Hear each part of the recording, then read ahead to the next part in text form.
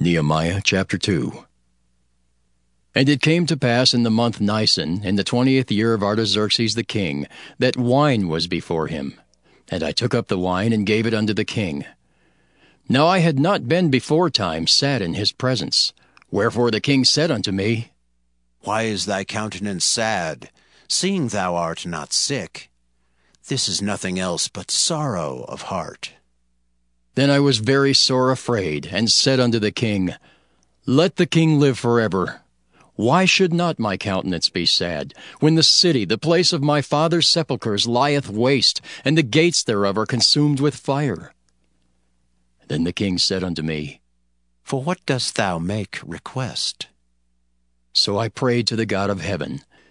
And I said unto the king, If it please the king, and if thy servant have found favor in thy sight, that thou wouldest send me unto Judah, unto the city of my father's sepulchres, that I may build it.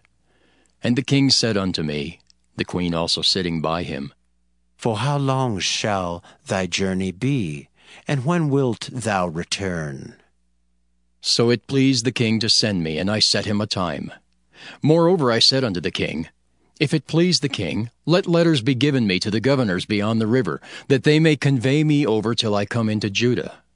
And a letter unto Asaph, the keeper of the king's forest, that he may give me timber to make beams for the gates of the palace which appertain to the house, and for the wall of the city, and for the house that I shall enter into. And the king granted me according to the good hand of my God upon me. Then I came to the governors beyond the river, and gave them the king's letters. Now the king had sent captains of the army and horsemen with me. When Sanballat the Horonite and Tobiah the servant, the Ammonite, heard of it, it grieved them exceedingly that there was come a man to seek the welfare of the children of Israel. So I came to Jerusalem, and was there 3 days. And I arose in the night, I and some few men with me. Neither told I any man what my God had put in my heart to do at Jerusalem. Neither was there any beast with me, save the beast that I rode upon. And I went out by night by the gate of the valley, even before the dragon well, and to the dung port, and viewed the walls of Jerusalem, which were broken down, and the gates thereof were consumed with fire. Then I went on to the gate of the fountain, and to the king's pool, but there was no place for the beast that was under me to pass. Then went I up in the night by the brook, and viewed the wall, and turned back, and entered by the gate of the valley, and so returned. And the rulers knew not whither I went, or what I did.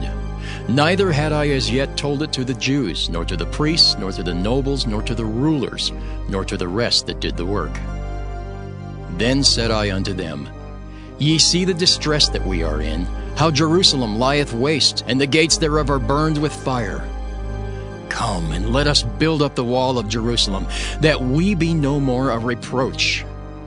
Then I told them of the hand of my God which was good upon me, as also the king's words that he had spoken unto me. And they said, Let us rise up and build.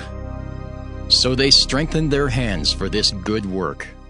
But when Sanballat the Horonite, and Tobiah the servant, the Ammonite, and Geshem the Arabian heard it, they laughed us to scorn, and despised us, and said, What is this thing that ye do? Will ye rebel against the king? Then answered I them, and said unto them, The God of heaven, he will prosper us. Therefore we his servants will arise and build. But ye have no portion, nor right, nor memorial in Jerusalem.